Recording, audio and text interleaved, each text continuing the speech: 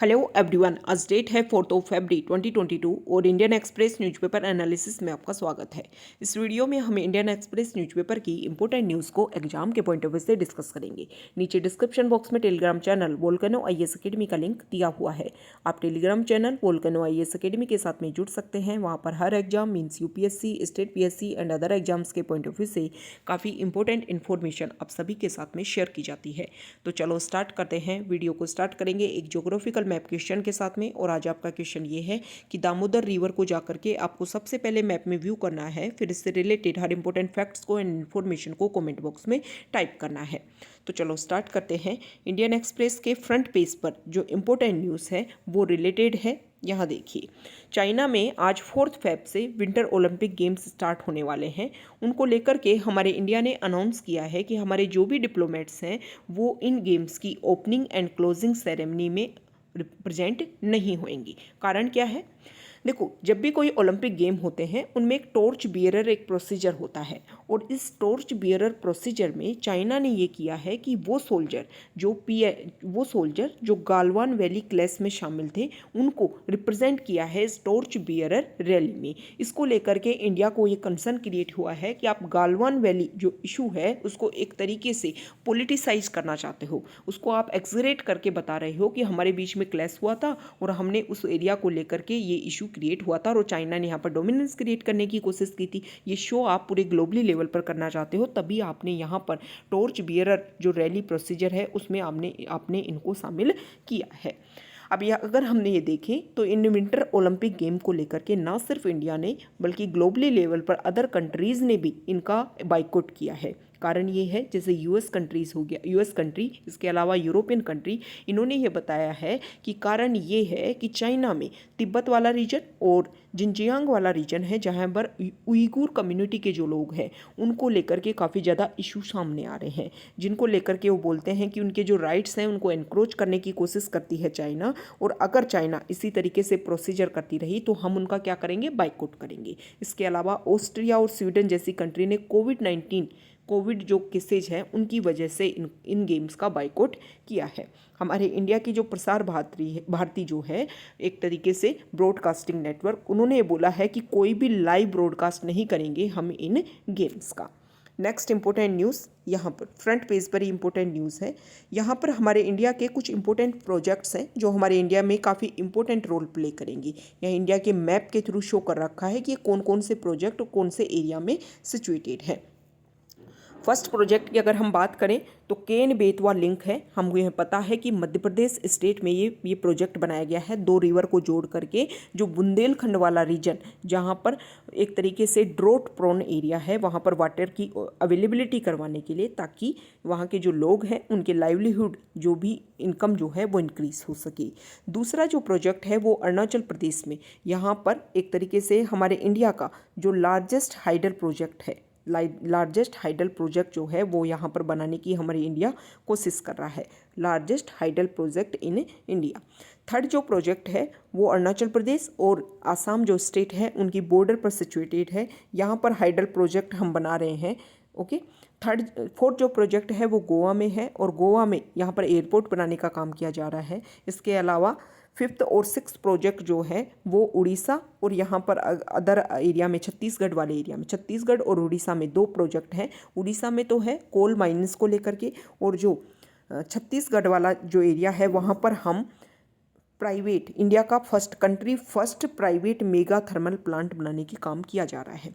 अब इन प्रोजेक्ट के थ्रू जो आर्टिकल है उसमें ये बताया गया है कि जब इन प्रोजेक्ट को एक तरीके से अप्रूवल दिया गया था तो इनमें बहुत सारी ऐसी चीज़ें थी जिनको इग्नोर किया गया था। मतलब जो भी कमिटमेंट्स जो हम करते हैं हमारे एनवायरनमेंट को प्रोटेक्ट करने के लिए, उन सारे कमिटमेंट्स को इन मेगा प्रोजेक्ट्स को कंप्लीट करने के लिए इग्नोर किया गया। इसी वजह से क्या होगा, पोल्यूशन इंक्रीज होगा, हमारा एनवायरनमेंट जो है डिग्रेड होगा, टेम्परेचर इंक्रीज होगा, जो हमारे फॉरेस्ट हैं, नेचुरल पार्क्स, नेशनल पार्क्स हैं, वाइल्ड लाइफ सेंचुरीज हैं, इन सभी को वहाँ पर इशू देखने को मिलेंगे, जिसकी वजह से आपकी जो भी पैटर्न है, वेदर पैटर्न हो गया, क्लाइमेट पैटर्न हो गया, रेनी पैटर्न हो गया, हर चीज़ का जो सीजन है वो चेंज होगा, जिसकी वजह से जो भी फ्लोरा एंड फोना है हमारे अर्थ के ऊपर वो सभी इफेक्ट होंगे। लास्ट ईयर आपने ये देखा होगा कि आईपीसीसी की जो रिपोर्ट आई है उसमें डायरेक्टली ये बोला गया है कि हमारा जो टेम्परेचर है वो काफ़ी ज़्यादा इंक्रीज़ हो रहा है।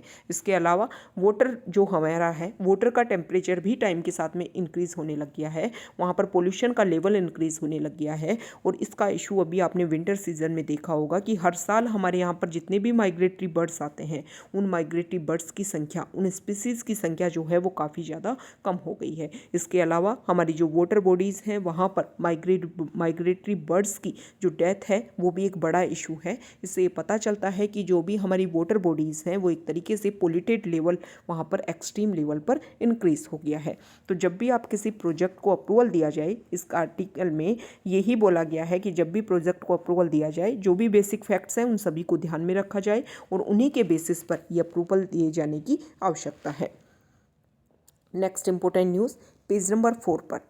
पेज नंबर 4 पर जो आर्टिकल है वो रिलेटेड है हरियाणा स्टेट से। यहाँ पर जो आर्टिकल है इसमें ये बताया गया है कि हरियाणा स्टेट ने, हरियाणा की जो गवर्नमेंट है उन्होंने ये अनाउंस किया कि हमारे यहाँ पर जो भी प्राइवेट सेक्टर की जो इंडस्ट्रीज़ हैं या फिर जो भी प्राइवेट सेक्टर के जो ट्रस्ट हैं, जो भी ऑर्गेनाइजेशन है, कम्युनिटीज़ हैं, उनमें अगर पहले तो गवर्नमेंट ने ये डिस्कशन किया था कि 50,000 से नीचे जिनकी सैलरी है उनमें हम 75% जो जॉब्स हैं, जो जितनी भी मान लो 100 पोस्ट हैं, इनमें से 75% जो जॉब्स हैं, जो सीट हैं, वो यहाँ के लोकल को, हरियाणा लोकल जो हैं उनको ये जॉब दी जाएंगी। बाद में इस पेमेंट को कम कर दिया गया और ये बोला गया कि 30,000 से कम मनी की पर मंथ जो सैलरी है, 30,000 पर मंथ सैलरी हो, इससे कम की जो जॉब है उनमें 75% जॉब कोटा जो है वो ध्यान में रख कर के यहाँ जॉब दी जाएंगी। अब इसको लेकर के बहुत सारी जो प्राइवेट इंडस्ट्रीज़ थी उन्होंने प्रॉब्लम क्रिएट की, उन्होंने इस इशू को हाई कोर्ट लेकर के गए कि इससे क्या होगा कि जो भी प्राइवेट इंडस्ट्रीज़ हैं उनको काफ़ी ज़्यादा इशू देखने को मिलेगा।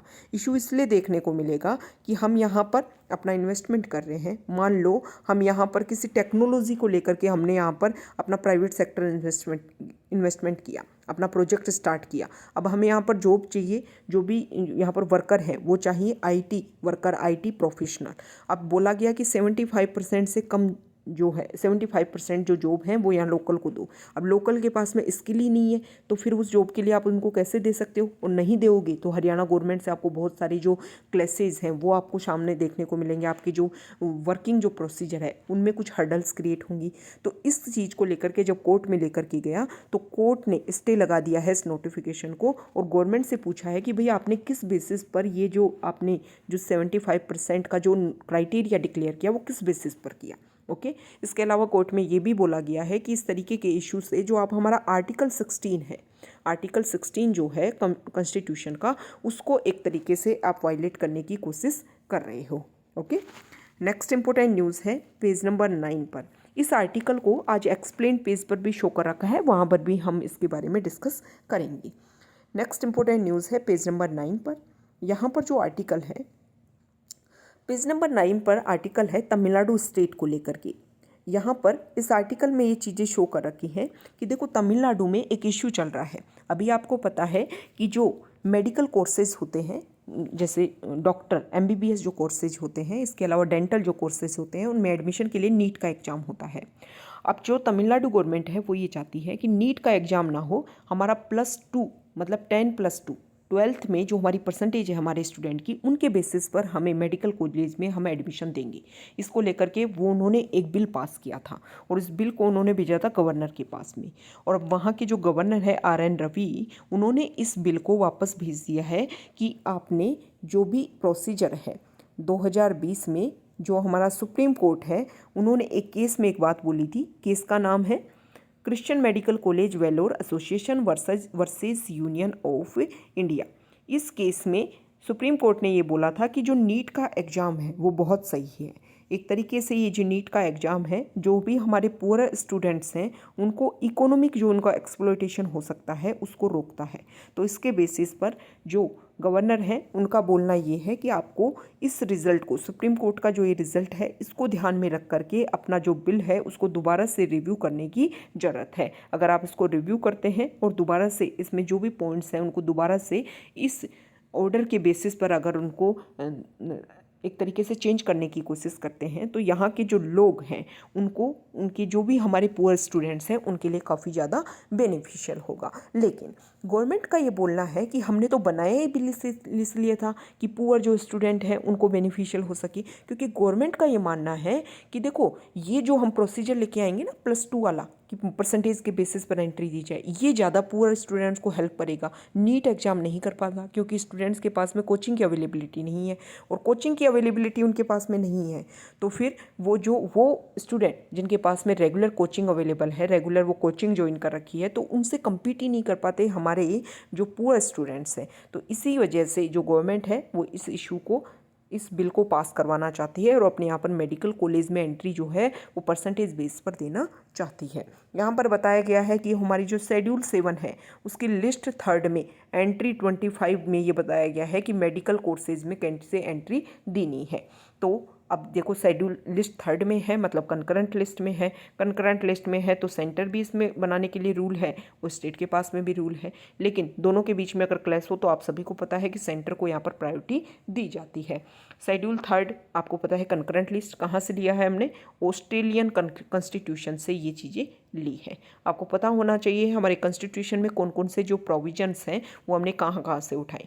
इस चीज़ को लेकर के ये भी बोला जाता है कि स्टेटमेंट दिया जाता है कि हमारा जो कॉन्स्टिट्यूशन है वो उधार का थैला है, लेकिन ऐसा नहीं है।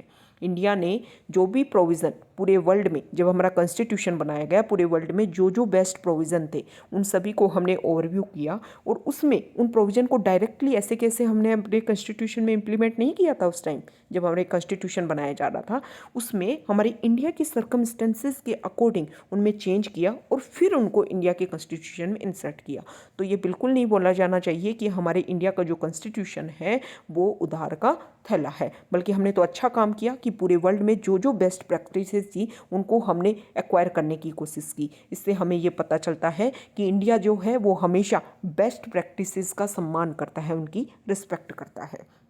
ओके, नेक्स्ट इंपॉर्टेंट न्यूज़ यहाँ देखिए पेज नंबर 11 पर।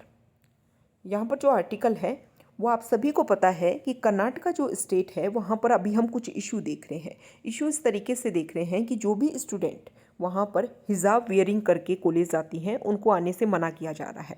अब इसी तरीके के इशू जो हैं वो उडुपी डिस्ट्रिक्ट में, कर्नाटका का जो उडुपी डिस्ट्रिक्ट है वहाँ की अदर कॉलेज में भी देखने को मिला है। आर्टिकल हमारा 25 जो है वो ये बोलता है कि हर किसी को फंडामेंटल राइट है अपने जो भी आपका रिलीजन है उसको प्रोटेक्ट करना, उसको सिक्योर करना, उसकी जो भी बेस्ट प्रैक्टिसेस हैं उनको फॉलो करना। तो हमारे आर्टिकल जो हमारे फंडामेंटल राइट्स हैं उनको वायलेट करने की कोशिश की जा रही है। नेक्स्ट इंपॉर्टेंट न्यूज़ यहाँ देखिए एडिटोरियल पेज पर। यहाँ पर जो फर्स्ट आर्टिकल है, अभी हमारा जो बजट प्रेजेंट किया गया पार्लियामेंट में उसमें ये बोला गया था कि हम डिजिटल रुपी करेंसी जो है वो जल्दी हमारा आरबीआई लेकर के आएगा। इस आर्टिकल में ये बताया गया है कि ऐसा नहीं है कि इंडिया पहला कंट्री होगा। इससे पहले 2020 में बहामास जो कंट्री है उनके सेंट्रल बैंक ने डिजिटल करेंसी को इशू कर दिया है। इसके अलावा जापान, चाइना, सिंगापुर, स्वीडन, ये जो कंट्री है वहाँ पर भी कोशिश की जा रही है कि बेस्ट प्रैक्टिसेस के थ्रू जो है इस तरीके की डिजिटल करेंसी को अपनाया जाए। इसके अलावा यूएस फेडरल रिजर्व ने अभी प्रेजेंट टाइम में एक रिपोर्ट रिलीज़ की और ये बोला कि जो भी central bank backed digital dollar होगी उसकी कॉस्ट एंड बेनिफिट्स को आउटलाइन करने से रिलेटेड ये रिपोर्ट रिलीज़ की गई है। तो जल्द भी ये बोला गया है कि जो नेक्स्ट हमारा फाइनेंशियल ईयर है उसमें इंडिया का आरबीआई जो भी है वो भी अपना डिजिटल करेंसी लेकर के आएगा। Next important news page number 13 पर। यहाँ देखिए, यहाँ पर जो फर्स्ट आर्टिकल है, यहाँ पर ये जो आर्टिकल है बजट से रिलेटेड ही है। आपको पता है कि जितने भी डिस्कशन प्रेजेंट टाइम में हो रहे हैं वो सब बजट से रिलेटेड है। यहाँ पर जो राइटर हैं उनका ये बोलना है कि देखो जब हमारा बजट रिप्रेजेंट किया गया उसमें कुछ कीवर्ड्स जो हैं वो एक तरीके से मिस देखने को मिले कि उनका यूज़ ही नहीं किया गया।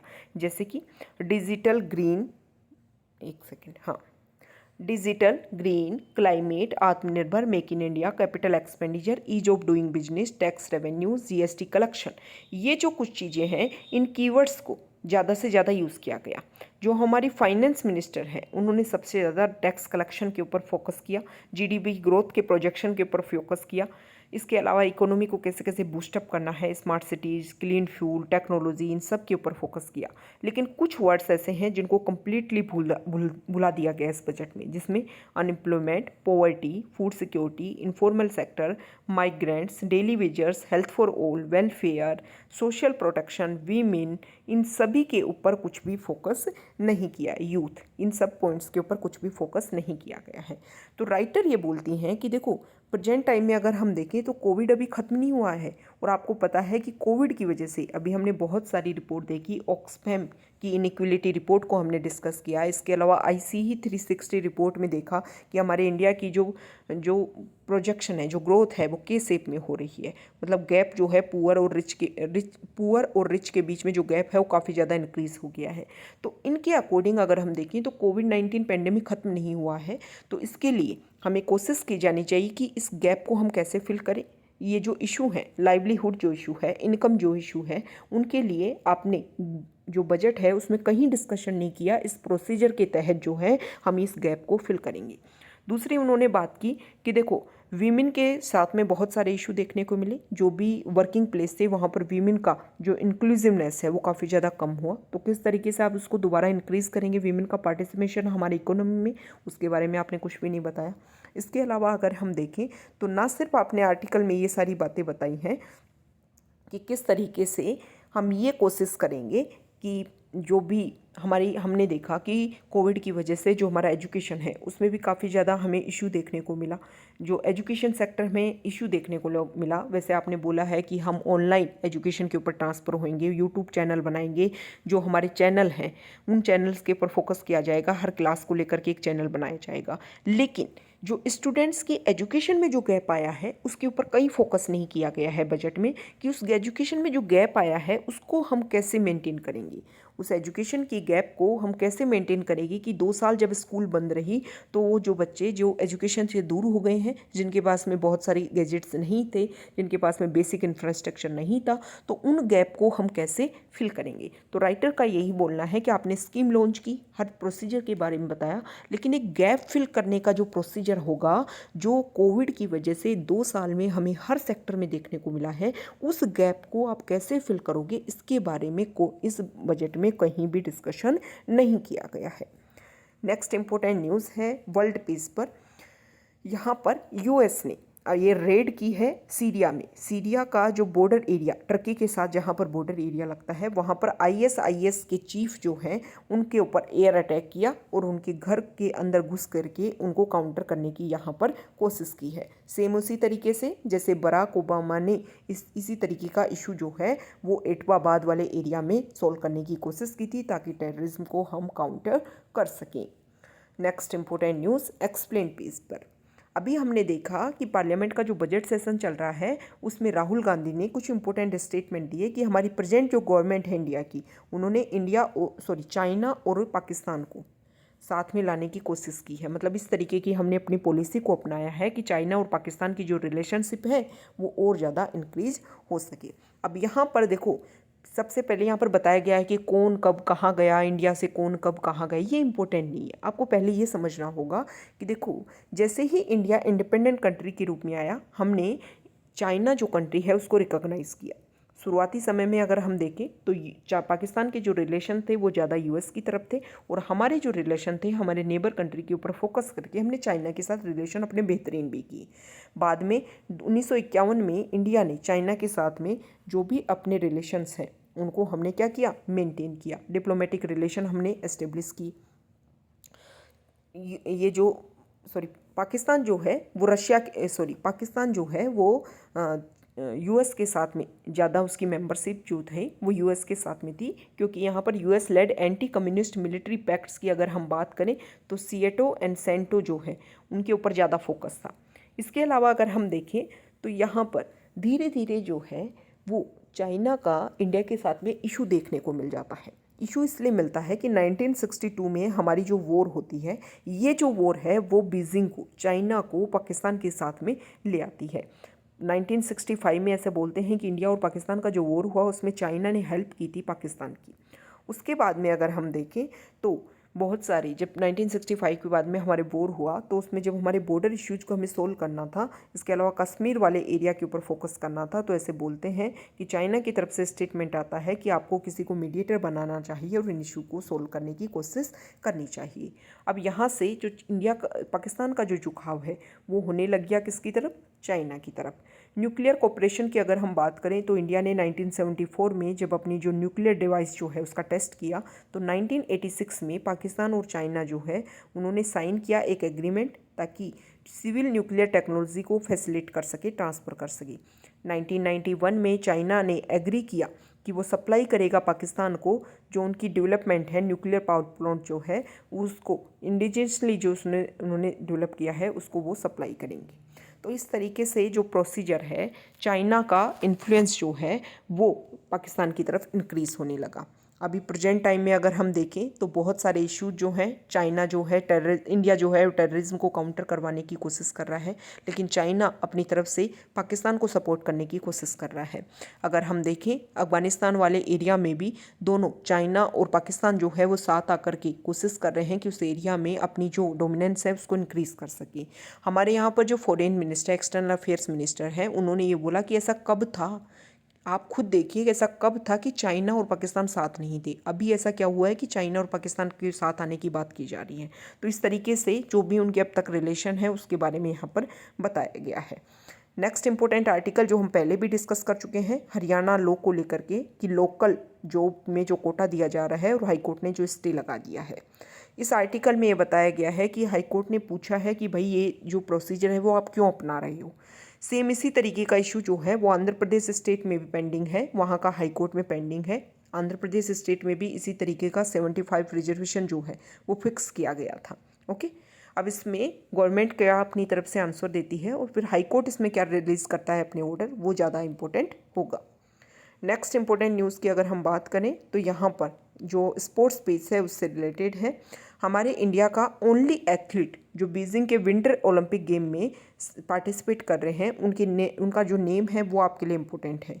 जम्मू एंड कश्मीर से स्कीयर आरिफ खान जो हैं वो इसमें पार्टिसिपेट करेंगे, तो ये इम्पोर्टेंट बात हो जाती है। और यहाँ पर 2 फेज़ में जो रणजी ट्रॉफी है वो स्टार्ट होने वाली है 10 फरवरी से। तो इस पेज से रिलेटेड हमने बेसिक फैक्ट्स को व्यू किया। इंडियन एक्सप्रेस न्यूज़पेपर का हमने कंप्लीट डिस्कशन किया है। अगर आप यहाँ तक आए हैं, वीडियो आपको अच्छा लगा है तो प्लीज़ वीडियो को लाइक कीजिए, शेयर कीजिए और चैनल को सब्सक्राइब कीजिए। उन सभी का बहुत बहुत धन्यवाद जो हमें फाइनेंशियल सपोर्ट कर रहे हैं, जैसे कि पवन यादव, अभिषेक कुमार और इसके अलावा श्रवण कुमार, उन्होंने हमें फाइनेंशियल सपोर्ट किया है। आपका एक स्मॉल अमाउंट जो है वो वोल्केनो IAS अकेडमी के लिए बेहतरीन सपोर्ट कर सकता है। जो भी फाइनेंशियल सपोर्ट अगर आप हमें करना चाहते हैं तो उसका कंप्लीट प्रोसीजर जो है वो डिस्क्रिप्शन बॉक्स में लिंक दिया हुआ है, वहाँ जा कर के आप हमें फाइनेंशियल सपोर्ट कर सकते हो। Okay, thank you.